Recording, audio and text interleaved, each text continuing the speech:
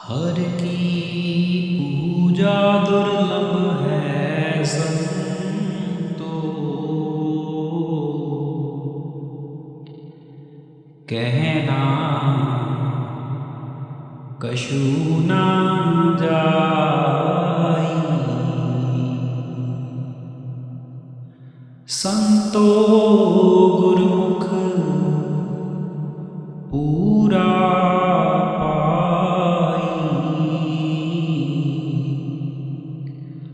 नामो पूज कराई। आज 12 जनवरी एतवार का दिन है और आज बाबा जी का मुंबई में सत्संग था। और आज बाबा जी ने सत्संग में बहुत बड़ी बड़ी बातें करी और उन बातों को हम आपके साथ इस वीडियो में आगे साझा करते हैं। आज बाबा जी ने मुंबई में 1 घंटा 5 मिनट के लिए सत्संग फरमाया और सत्संग में आज वाणी ली गई तीसरी पातशाही श्री गुरु अमरदास जी महाराज की वाणी थी। हर की पूजा दुर्लभ है संतो, कहना कछु ना जाई।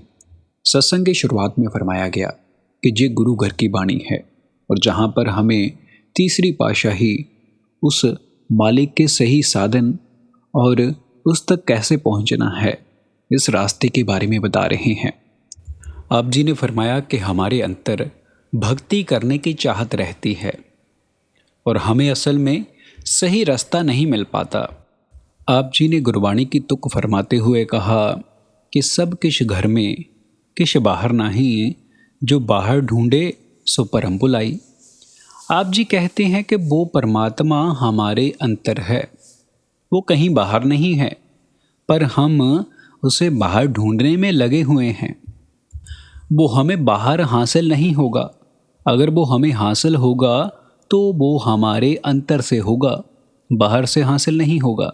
बाबा जी ने फरमाया कि देखो, जो परमात्मा को बाहर ढूंढता है वो भ्रमों में पड़ा हुआ है। जैसे हमें गुरबाणी कहती है कि सब कुछ घर में बाहर नहीं, जो बाहर ढूंढे सो परम बुलाई। मालिक की तरफ जाने वाला रास्ता वो हमारे अंतर है, वो बाहर नहीं है। मालिक ने हमें जो बख्शना था वो बख्श दिया। अब हमें अपने अंतर से पहचान करने की ज़रूरत है। हमें जो अब हासिल होना है वो अपने अंतर से होना है। फिर आगे सत्संग में इस तरफ इशारा किया गया कि हमें किसकी भक्ति करनी है। सत्संग में फरमाया गया कि हाँ तिसकी आस कर मन मेरे, जो सबका स्वामी रहा समाए। बाबा जी ने कहा कि हमें भक्ति उस कुल मालिक की करनी है, उस अकाल पुरख की करनी है।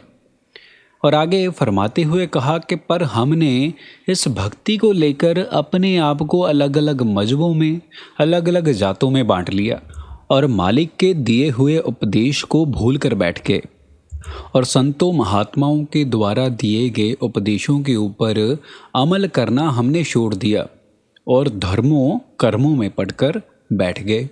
और हमें समझाते हुए फरमाते हैं कि सबना का पिर एक है, एक बिन दूसर नाही। फिर बाबा जी ने 10वें पातशाही जी की उदाहरण देते हुए कहा कि देखो, उन्होंने अपने वक्त पर जितने भी कुल परमात्मा के प्रचलित नाम थे उनको लिखना शुरू कर दिया और उन्होंने 1100-1200 नाम लिखने के बाद उस कुल परमात्मा को अनामी कहकर बयान कर दिया और ये सारी बहस ख़त्म कर दी। और आप जी ने अपनी मौज में आकर कहा कि बलिहारी जाऊं जेते तेरे नाम। फिर आगे बाबा जी ने फरमाया कि ये जो जिस्म है ना, ये हमारे लिए एक उदाहरण है। वो हमारे सामने एक उदाहरण बनकर आते हैं और उनके उपदेश को कोई बिरला ही समझ सकता है। आगे आप जी ने फरमाया कि ये जो गुरु होता है ये शब्द स्वरूपी होता है। आप जी ने गुरबाणी की उदाहरण देते हुए फरमाया कि शब्द गुरु सुरत तुम चेला, कि इस शरीर में ताकत नहीं है गुरु बनने की। गुरु वो शब्द है, वो धुन है, और ना ही इस शरीर में शिष्य बनने की ताकत है। जो हमारी सुरत होती है वो शिष्य बनने के लायक है। ये शरीर तो शमशान घाट तक ही हमारे साथ निभेगा, ये शिष्य का भी वहीं रह जाएगा और गुरु का भी वहीं रह जाएगा। उससे आगे ये शरीर नहीं जा सकता। पर शुरुआत शरीर से होती है। शरीर को शरीर समझाएगा। फिर आगे बाबा जी ने फरमाया कि देखो, हम कभी कभार सोच लेते हैं कि इस जगह पर जाने पर या किसी बाबे के पास माथा टेकने से हमारा कुछ बन जाएगा। बाबा जी ने फरमाया कि ऐसे कुछ नहीं बनेगा। जब तक हम भजन बंदगी नहीं करते, जब तक हम उस शब्द के साथ नहीं जुड़ते, तब तक हमारा कुछ नहीं बनने वाला। बाबा जी ने उदाहरण देते हुए फरमाया कि शब्द कदम की रेख कटाए, शब्द शब्द से जाए मिलाए। आप जी ने फरमाया कि उस शब्द से मिलने का सिर्फ एक साधन है, वो खुद शब्द। शब्द से ही हमारे कर्म खत्म होते हैं और शब्द से ही हम शब्द में जा मिलते हैं। और फरमाया गया कि जब तक हम भजन बंदगी नहीं करते, तब तक हमारे कर्म खत्म नहीं होने लगे। जब तक हम अंतर्मुख नहीं होते, तब तक बात नहीं बनेगी। हमें अपनी अंतर की अवस्था के साथ जुड़ना है और उसको जानना है। आगे फरमाया गया कि देखो, परमार्थ का अर्थ क्या है। परमार्थ का अर्थ है एहसास। देखो, आप हमारी अवस्था को ऊपर उठाते हुए कहते हैं कि हर की पूजा दुर्लभ है संतो। देखो, इस शब्द में आप जी ने हमको संत कहकर बयान किया है।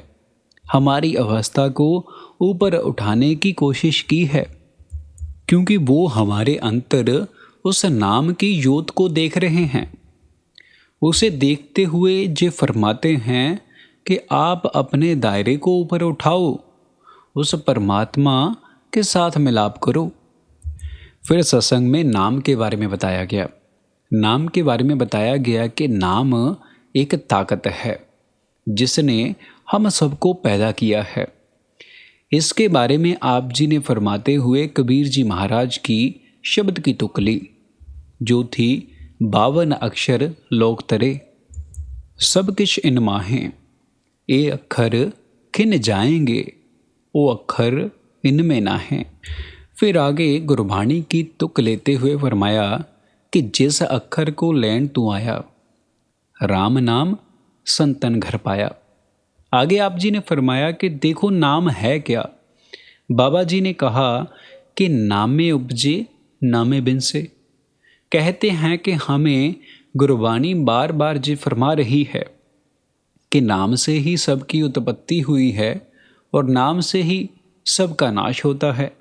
आप जी फरमाते हैं कि नाम वो क्रिएटिव पावर है जिसके सहारे ये सब कुछ चल रहा है, ये सारी सृष्टि काम काज कर रही है। फिर आप जी ने फरमाया कि देखो, सब कुछ नाम के सहारे बंधा हुआ है और संत महात्मा हमें नाम का उपदेश देने आते हैं और नाम का उपदेश देकर चले जाते हैं। इसलिए हमें नाम की कमाई करने वाले बनना चाहिए। फिर आप जी ने मीराबाई जी के उदाहरण देते हुए फरमाया कि जब उन्होंने नाम के रस को चखा तो उन्होंने उसके प्यार में आकर कहा कि पायो जी मैं नाम राम धन पायो, वस्त अमोलक दी मेरे सतगुर, कृपा कर अपनायो, जन्म जन्म की कूंज पाई, जग में सवे खवायो। कहते हैं कि देखो, मेवाड़ की रानी थी, धन दौलत की कोई कमी नहीं थी। फिर भी जब उन्होंने नाम के रस को चखा तो उसे इस दुनिया की सभी लज्जतें फीकी लगने शुरू हो गई। जहाँ से आप समझ सकते हो कि वो नाम की ताकत क्या है, उस नाम की लज्जत क्या है। इसलिए हमें नाम की कमाई करने वाले बनना चाहिए। संगत जी, इसी के साथ हमारी आज की ये वीडियो समाप्त होती है और हम अपने चैनल पर बाबा जी से संबंधित और रूहानियत से संबंधित वीडियोस अपलोड करते रहते हैं। अगर आपको इस प्रकार की वीडियो सुनना पसंद है तो आप हमारे चैनल को ज़रूर सब्सक्राइब करें।